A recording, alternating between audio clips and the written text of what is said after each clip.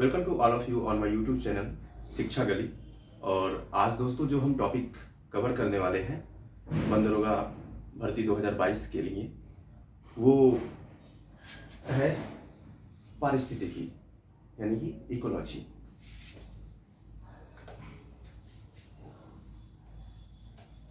तो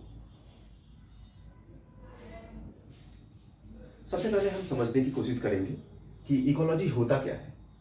तो दोस्तों इकोलॉजी जो होता है वो होता है, जब हम ये जो शब्द आया है वो यहाँ से आया है कि जब हम इकोलॉजी में अध्ययन किन चीज़ों का करते हैं।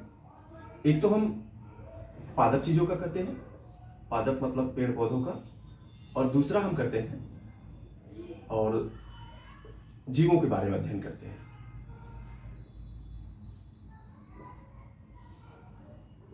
तो होता क्या है कि जब हम पर्यावरण में या पारिस्थितिकी के अंदर जब हम पादप और जीवों के रहने के जहाँ पे वो रहते हैं और जिन जैसा उनके अंदर ऊपर आसपास वातावरण होता है, जब हम उनका अध्ययन करते हैं तो इसको हम कहते हैं पारिस्थितिकी, इकोलॉजी। ठीक है, यानी कि पादप और जीवों का जहाँ पे हम अध्ययन करते हैं उसको हम कहते हैं पारिस्थितिकी।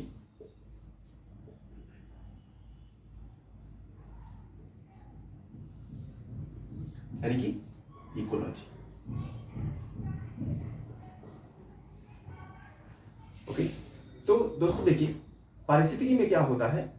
ये जो पारिस्थितिकी है इसमें हम लोग क्या करते हैं, ये सर्वप्रथम ये जो टर्म आया था इकोलॉजी, वो किसने लाया था, कौन था वो? तो एक वैज्ञानिक थे हमारे, उनका नाम था अर्नस्ट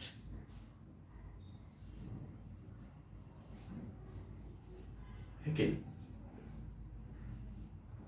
अर्नस्ट हैकेल ने सर्वप्रथम इस शब्द का यूज किया था, इकोलॉजी शब्द का यूज सर्वप्रथम अर्नस्ट हैकेल ने किया था। उन्होंने सन 1869 ईस्वी में 1869 में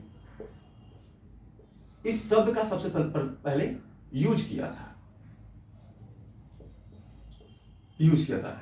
इकोलॉजी शब्द के अंतर्गत।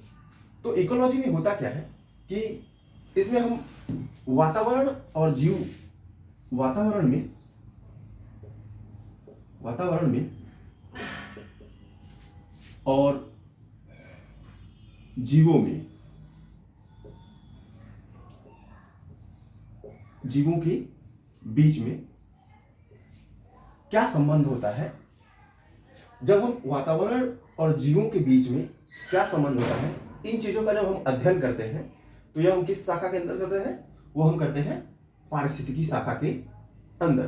पारिस्थितिकी मतलब एक तरह से आप ये मान लीजिए कि जिस जगह पे हम रह रहे हैं वहां पे किन चीजों का प्रभाव हमारे ऊपर पड़ रहा है। तो पारिस्थितिकी शब्द क्या होता है, पारिस्थितिकी में हम क्या कर रहे हैं कि जो जंतु है और जो जंतुओं और पौधों के जो वास स्थान है उन पे पड़ने वाले प्रभाव का हम अध्ययन कर रहे हैं। इसके अंतर्गत क्या क्या आते हैं पारिस्थितिकी में, अगर हम देखें तो क्या क्या शब्द आता है, क्या क्या चीजें आती हैं उसमें। जैविक चीजें, अजैविक चीजें, या फिर उनसे रिलेटेड जो स्थान है, उनके रहने का तरीका है, उनमें पड़ने वाले प्रभाव है। चाहे वो प्रकाश संश्लेषण की बात करें, हम प्रकाश संश्लेषण के माध्यम से पेड़ पौधे खाना बनाते हैं, तो पौधों के ऊपर प्रकाश संश्लेषण का प्रभाव पड़ रहा है, क्योंकि पौधे बिना प्रकाश संश्लेषण की उपस्थिति में भोजन नहीं बना सकते हैं। पारिस्थितिकी में जीवों के रहने के लिए भी एक निश्चित वातावरण चाहिए, निश्चित वातावरण में ही वो रह सकते हैं, बिना निश्चित वातावरण के वो जीवित नहीं रह सकते हैं। तो जो इनके ऊपर चाहे वो रासायनिक प्रभाव हो, चाहे वो ऊर्जा का प्रभाव हो, ऊर्जा या प्रकाश का प्रभाव हो मान लीजिए, चाहे मृदा का प्रभाव हो, मिट्टी का प्रभाव हो, मृदा का प्रभाव हो, कि वो किस मिट्टी में रह रहे हैं, कैसी मिट्टी चाहिए उनको जीवन जीने के लिए, किस तरह की उनके ऊपर आहार श्रृंखला कैसा है उनका, वो कौन से आहार जाल चाहिए, उनका आहार जाल क्या है, या फिर उनकी उत्पादकता क्या है।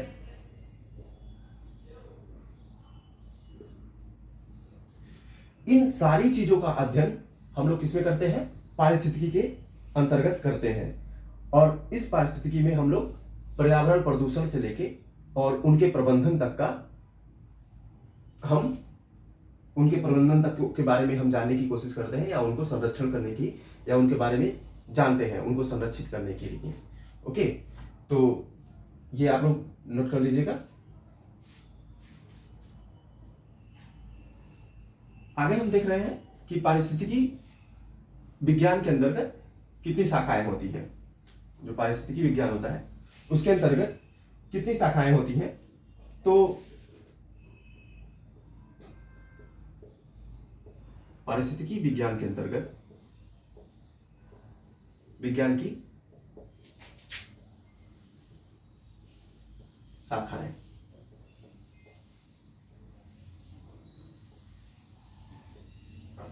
तो पारिस्थितिकी विज्ञान की जो शाखाएं हैं वो दो तरह की होती है। एक तो पहला होता है कि स्वयं पारिस्थितिकी। स्वयं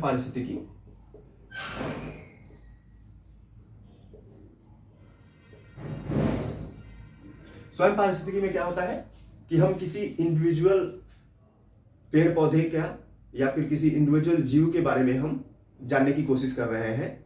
वो इंडिविजुअल पर्सन है, एक पौधे के बारे में जानने की कोशिश कर रहे हैं, या एक जीव के बारे में जानने की कोशिश कर रहे हैं। और दूसरा होता है सामुदायिक, एक समुदाय पारिस्थितिकी।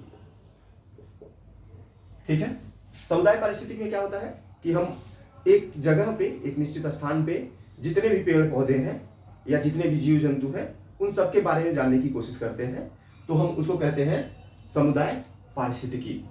ओके, तो समुदाय पारिस्थितिकी क्या होता है? समुदाय पारिस्थितिकी को हम लोग 3 भागों में बांटे हैं। इसको हम लोग 3 भागों में बांटे हैं, जिसमें सबसे पहले क्या आता है? सबसे पहले आ जाएगा आपका आबादी पारिस्थितिकी। क्या आ जाएगा? आबादी पारिस्थितिकी। दूसरा क्या आ जाएगा? दूसरा हम लोग करेंगे इसका कि समुदाय पारिस्थितिकी।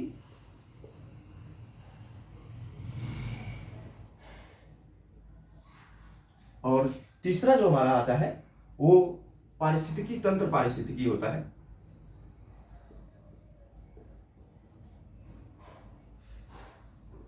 पारिस्थितिकी तंत्र पारिस्थितिकी।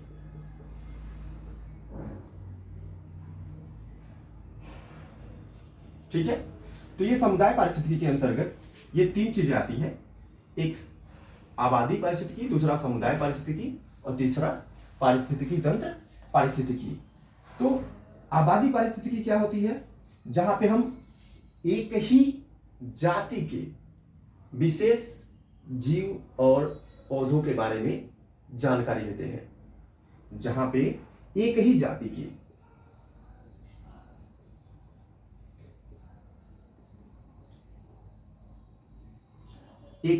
के जो जीव होते हैं या जो पौधे हैं उनके बारे में जब हम जानने की कोशिश करते हैं तो डेट इज आबादी पारिस्थितिकी।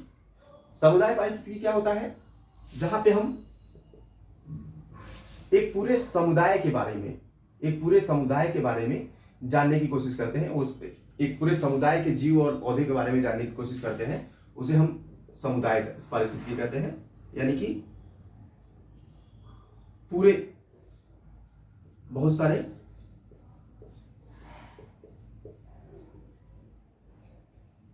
जीव या पौधों के बारे में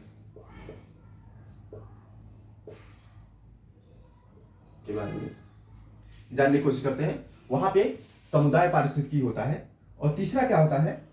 पारिस्थितिकी तंत्र पारिस्थितिकी। पारिस्थितिकी तंत्र पारिस्थितिकी में क्या होता है कि जब हम जैवीय और अजैवीय दोनों तरह के जो दोनों तरह के जो समुदाय होते हैं उनके बारे में जब हम जानने की कोशिश करते हैं, और साथ ही उनका उनका जो ऊर्जा प्रवाह होता है कि उसमें किस तरह से ऊर्जा ऊर्जा का प्रवाह हो रहा है, या फिर उनके बारे में तत्वों के जो उनके तत्व जो होते हैं उनके चक्रीकरण का जब हम अध्ययन करते हैं, जब हम जैविक और अजैविक के बारे में, जैविक और अजैविक के बारे में,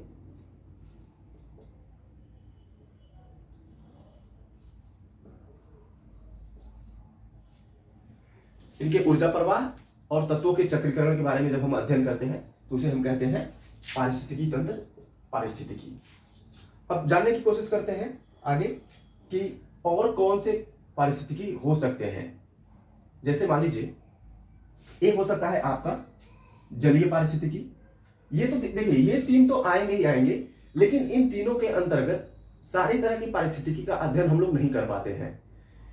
इन तीनों में सारे पारिस्थितिकी का अध्ययन नहीं कर पाते हैं, तो ऐसे में हम कुछ और तरह की पारिस्थितिकियां होती हैं जिनके बारे में हम और जानने की कोशिश करते हैं कि और कौन कौन सी पारिस्थितिकियां होती हैं। तो एक होता है आपका जलीय पारिस्थितिकी,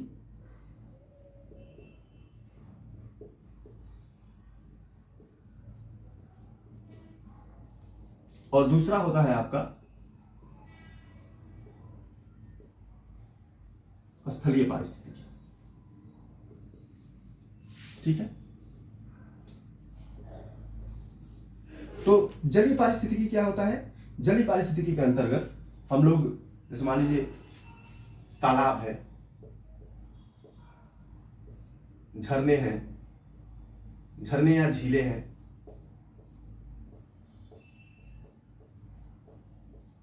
और साथ में नदी पारिस्थितिकी जो है उसके बारे में हम लोग अध्ययन करते हैं कि इन जगहों पे जो भी जीव या जो भी जीव या पौधे रहते हैं, क्योंकि नदियों में या तालाबों में भी पेड़ पौधे मिलते हैं और साथ में जीव भी मिलते हैं, तो उनके पारिस्थितिकी के बारे में जब हम लोग अध्ययन करते हैं तो वो आ जाएंगे आपके जलीय पारिस्थितिकी में। और साथ में जो स्थलीय पारिस्थितिकी है उसमें क्या क्या आ जाएंगे? उसमें आ जाएगा आपका घास आ जाएगा, वन आ जाएंगे, और साथ ही मान लीजिए फसलें होती हैं, फसल भी है, फसल पारिस्थितिकी, वन पारिस्थितिकी, घास पारिस्थितिकी, और साथ में मरुस्थल पारिस्थितिकी भी इसके अंतर्गत आते हैं।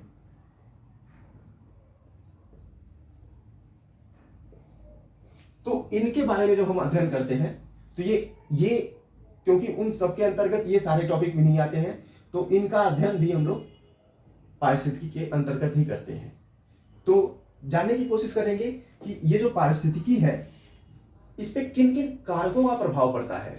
आखिर पारिस्थितिकी जो चल रही है, जैसे जीव और जानवर पेड़ पौधे रह रहे हैं, उनके रहने के लिए अनुकूल वातावरण क्या है, उनके बीच में क्या कौन कौन सी जैविक अजैविक क्रियाएं हो रही हैं, उनके जीवन जीने के लिए क्या आवश्यक है, वो आखिर उन पे किन चीजों का प्रभाव पड़ रहा है। तो अब हम जानने की कोशिश करेंगे कि पारिस्थितिकी कारक क्या होते हैं जो पारिस्थितिकी पे प्रभाव डालते हैं। तो सबसे पहले तो वातावरण के प्रत्येक भाग पे ना देखिए क्या होता है कि वातावरण के प्रत्येक भाग पे जिस किसी भी चीज का उसके ऊपर प्रभाव पड़ रहा है, जिस किसी भी चीज का उसके ऊपर प्रभाव पड़ रहा है उसे ही हम पारिस्थितिकी कारक बोलते हैं। जैसे मान लीजिए पौधे जो होते हैं उनको जो ऑक्सीजन चाहिए भोजन बनाने के लिए, उन्हें जो प्रकाश चाहिए और जो CO2 चाहिए, उन दोनों का होना जरूरी है उनका भोजन बनाने के लिए। और उसके बाद इन दोनों के बावजूद उसको प्रकाश की भी आवश्यकता पड़ेगी, और साथ में मनुष्य जो होते हैं उनको जीवन जीने के लिए श्वसन की आवश्यकता पड़ती है, यानी कि ऑक्सीजन की आवश्यकता पड़ती है, यानी कि हमारे ऊपर उनका प्रभाव है और बिना इस प्रभाव के हम लोग नहीं चल सकते हैं। तो इन चीजों का जो अध्ययन करते हैं हम लोग, तो यानी कि ये देखिए एक तरह से एक चक्र है, यानी कि ये चीजें हमें चाहिए ही चाहिए, फिर बाद में वो पौधे हमें ऑक्सीजन दे देते हैं। तो ये चीजें पहले वो अपना करेंगे, पहले वो अपना भोजन बनाएंगे, ऑक्सीजन छोड़ेंगे, तो हमारे पास वापस ऑक्सीजन आ जाएगा। ठीक है, तो ये बहुत एक तरह का चक्र है जो पारिस्थितिकी में बहुत ही जरूरी होता है, ताकि सभी लोग अपना जो जीवन चक्र है या जीवन जीने का जो जी रहे हैं उसको मेंटेन करके चले। ठीक है, तो इन चीजों का भी जो अध्ययन हम लोग करते हैं वही पारिस्थितिकी कारक होते हैं। तो पारिस्थितिकी कारक होते कितने तरह के हैं, तो यहां पे हम लोग लिख लेते हैं पारिस्थितिकी कारक, यानी कि इकोलॉजिकल फैक्टर। तो इकोलॉजिकल फैक्टर क्या होते हैं, तो इसको हम लोग 4 भागों में डिवाइड कर लेंगे। और ये कौन कौन से होते हैं, एक होता है आपका जलीय पारिस्थितिकी,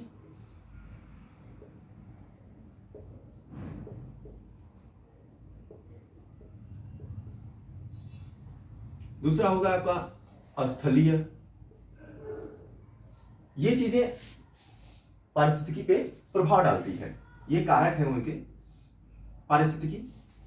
फिर इसके सिवाय हमारे पास 2 और होते हैं, एक होता है आपका मृदीय पारिस्थितिकी, यानी कि मृदा कैसा है, और चौथा होता है आपका जैविक पारिस्थितिकी। इन चारों कारकों के बारे में हम लोग जानने की कोशिश करते हैं। जलीय पारिस्थितिकी ये कैसे प्रभाव डालता है, जलीय पारिस्थितिकी के अंतर्गत क्या क्या आते हैं चीजें जो जलीय पारिस्थितिकी पे प्रभाव डालती हैं, वो क्या क्या है आपका, एक तो वायु चाहिए, दूसरा हमारा प्रकाश चाहिए, तीसरा हमारा तापमान चाहिए,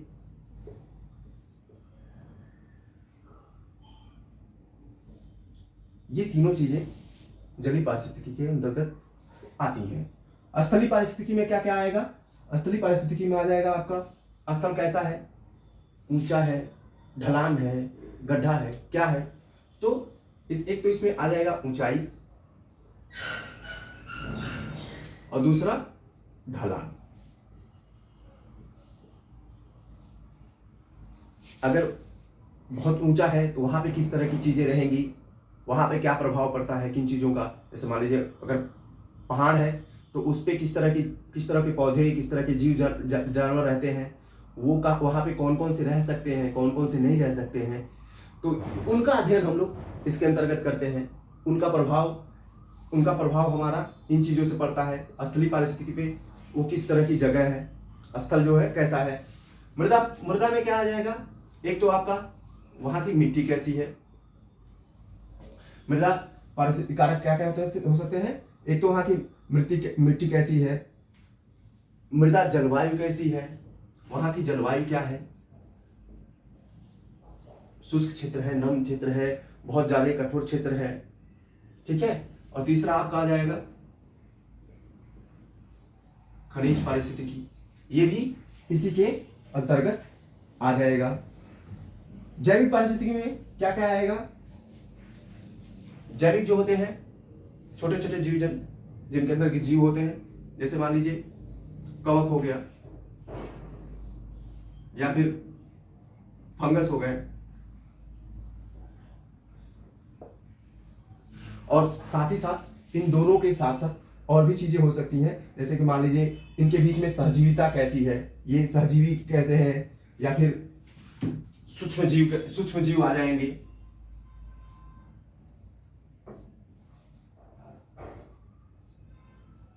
सूक्ष्म जीव आ जाते हैं, सहजीविता भी आ जाती है।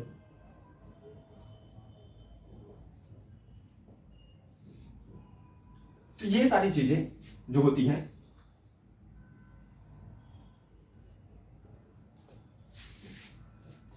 ये प्रभाव डालती हैं पारिस्थितिकी के ऊपर, ठीक है। तो आज हम लोग इतना ही पढ़ते हैं, बाकी हम लोग कुछ एमसीक्यूज देखते हैं जो इससे रिलेटेड है, जो पिछले कई सारे एग्जामों में पूछे गए हैं और काफी इंपॉर्टेंट है। ये निश्चित रूप से किसी एग्जाम में पूछा ही गया है। मैं जो भी क्वेश्चंस लाता हूं आप लोगों के सामने, वो कहीं ना कहीं किसी ना किसी एग्जाम में पूछा हुआ होता है। तो चलिए हम लोग कुछ पहले नॉर्मली जो हम लोग पढ़े हैं उसमें से देखते हैं हम लोग उसमें से क्या क्या क्वेश्चन बन सकता है। तो सबसे पहले तो ये पूछ सकता है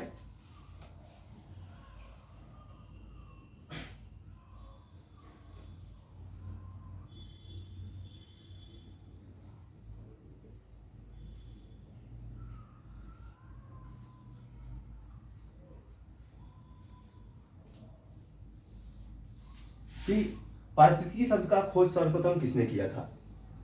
तो पारिस्थितिकी शब्द का सर्वप्रथम खोज किसने किया था? अर्नेस्ट हेकेल ने। किस सन में किया था? 1869। एक तो ये दो क्वेश्चन बन सकते हैं कि पारिस्थितिकी शब्द का खोज सर्वप्रथम किसने किया था और किस सन में किया था। इसके अंतर्गत हम लोग अध्ययन किसका करते हैं? पारिस्थितिकी के अंतर्गत हम लोग अध्ययन किसका करते हैं ये भी पूछ सकता है। तो हम लोग वातावरण और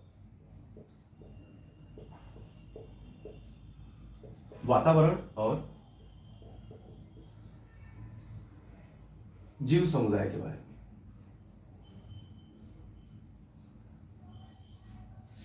इसके बारे में अध्ययन हम लोग करते हैं। इन्होंने खोज किया था, इस शब्द का खोज किया था और सबसे पहले अर्नेस्ट हैकेल ने ही इसका यूज किया था। एक अगला क्वेश्चन देखते हैं हम लोग। जो रंध्र होते हैं किसी भी पेड़ पौधे में, जो रंध्र होते हैं उनके खुलने और बंद होने का के ऊपर किस चीज का सबसे ज्यादा प्रभाव पड़ता है? तो जो रंध्र होते हैं,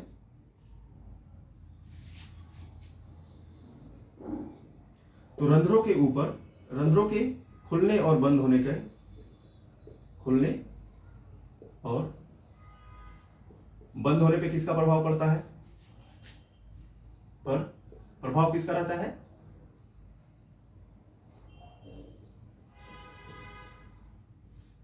होता है आपका प्रकाश का।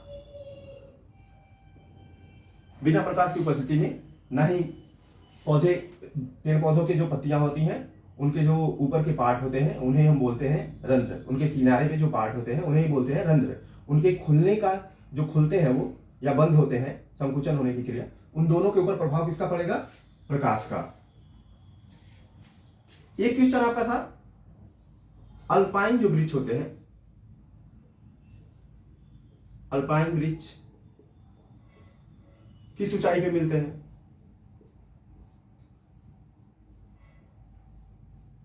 ऊंचाई पर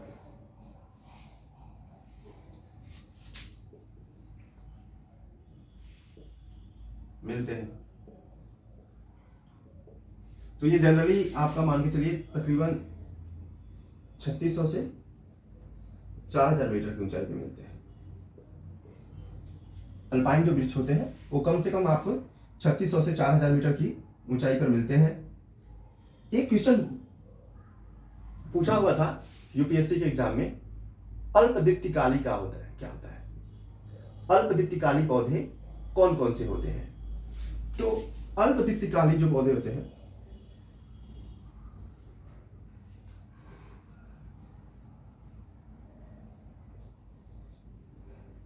देखिए यूपीएससी का पूछा हुआ क्वेश्चन है ये। अल्पदीप्तिकाली पौधे कौन कौन से होते हैं? एक तो आपका सोयाबीन होता है,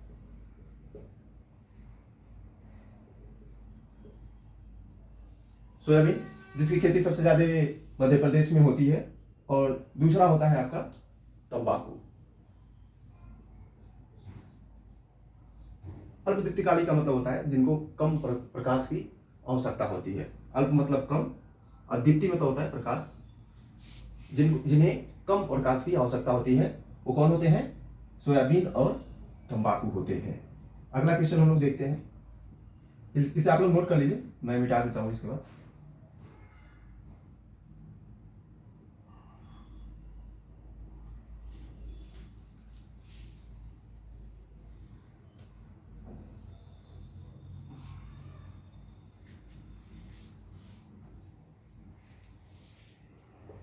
विटामिन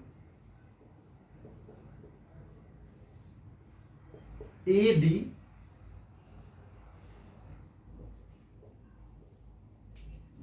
तथा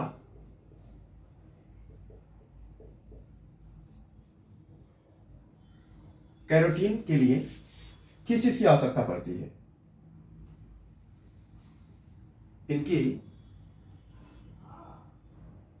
के निर्माण में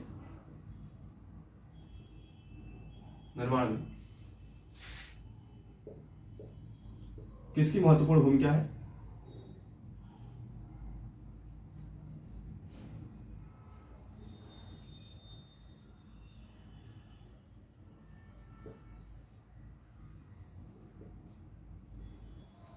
तो विटामिन ए या विटामिन डी या कैरोटीन के निर्माण में किस चीज की भूमिका सबसे महत्वपूर्ण होती है?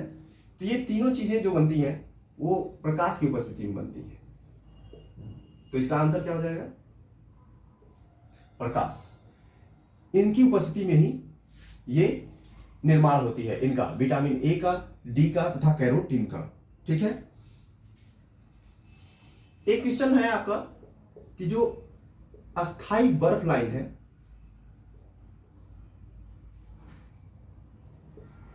बर्फ लाइन, इसकी ऊंचाई कितनी है भारत में?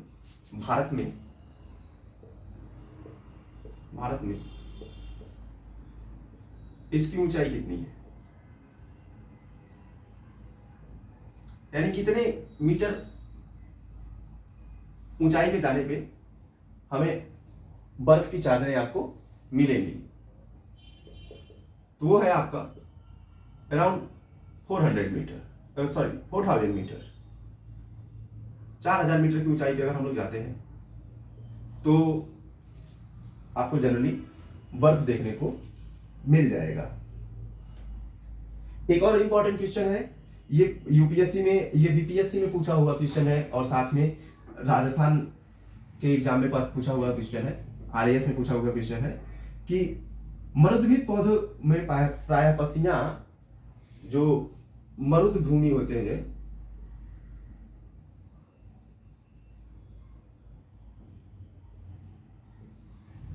मरुद्भिद जो पौधे होते हैं, इनकी पत्तियां जो होती हैं, इनकी पत्तियां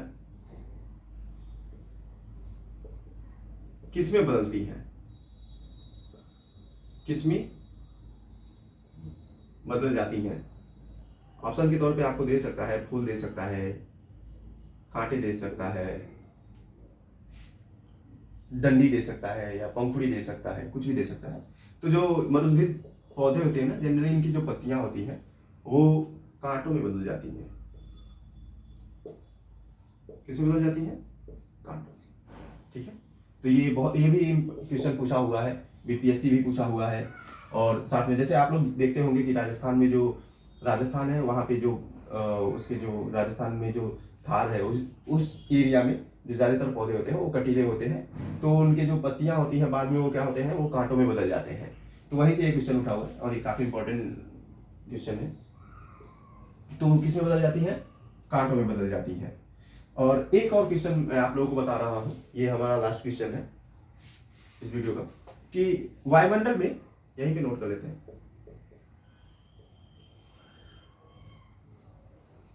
क्योंकि ये चैप्टर देखिए पारिस्थितिकी से रिलेटेड है, तो ये सारी चीजें पारिस्थितिकी के अंतर्गत आती हैं, चाहे वो ये क्वेश्चन हो या फिर ये भी हो, जितने भी क्वेश्चन है।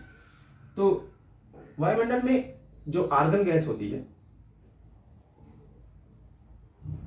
गैस कितनी है?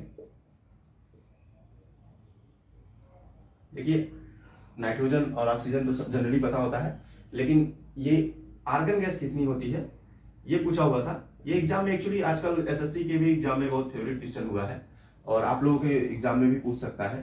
तो ये है 0.93%। ठीक है। तो ये क्वेश्चन आज के थे और चलिए आगे हम लोग मिलते हैं। ये भी क्वेश्चन आप लोगों का बीपीएससी में, यूपीपीसीएस में पूछा हुआ क्वेश्चन था, तो ये काफी इंपॉर्टेंट क्वेश्चन है। ठीक है। तो बाकी अगर आप लोगों को मेरा वीडियो अच्छा लगा और साथ में जो क्वेश्चन मैं करा रहा हूँ, जो सीरीज आप लोगों के लिए बंद दरोगा की परीक्षा के लिए लाया हूँ, अगर ये आपको पसंद आ रहा है और साथ में मेरा पढ़ाना अगर आपको पसंद आ रहा है तो प्लीज़ हमारे चैनल को सब्सक्राइब कीजिए और वीडियो को लाइक कीजिए। बाकी अगर किसी तरह की आप लोगों को कोई फीडबैक देना है तो आप लोग कमेंट में दे सकते हैं, मैं उस पर ज़रूर गौर करूँगा। ठीक है। Thank you so much.